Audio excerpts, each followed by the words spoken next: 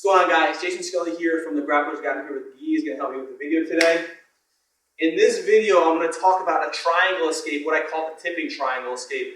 And for me, I have an old video in the Grapplers guide, but if you watch, this one's going to be different.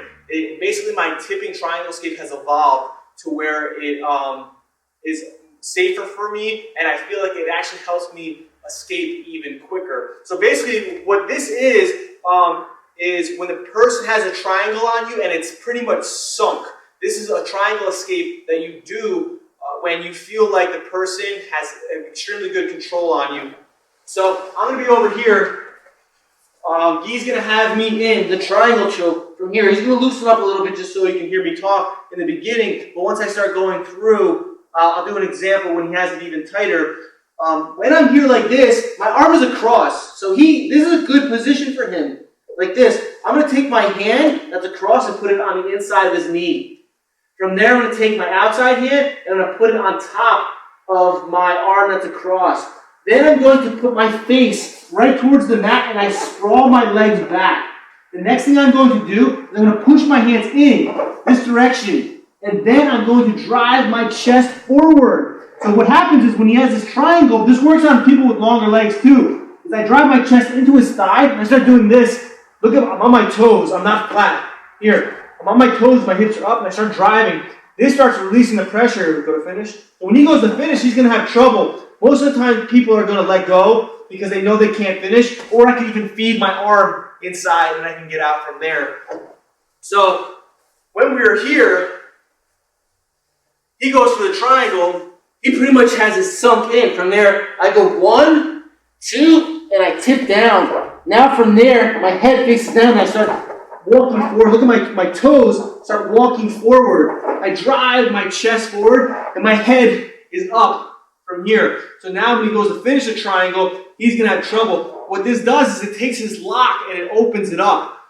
This has been extremely effective for me. Driving my chest down and bringing my hips low from there. And then I start working my hand inside. Last times I don't even need to do that because they'll let go anyway. My only concern is my arm is across his body, so I need to look out for the fact that he's going to try to take my back, so I really need to move fast.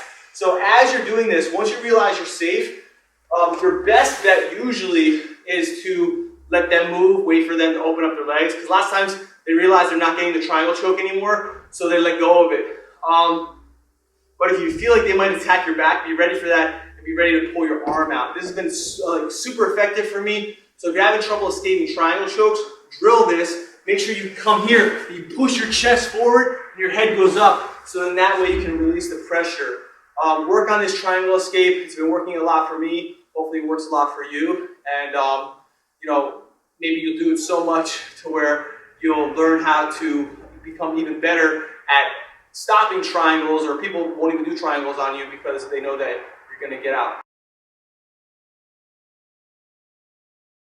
So let me talk about how you can make your leaning triangle escape better to where the person has a harder time turning you over and getting you into the mounted triangle. So we're going to be over here. Marcus is going to get me in the triangle choke. Here, like this.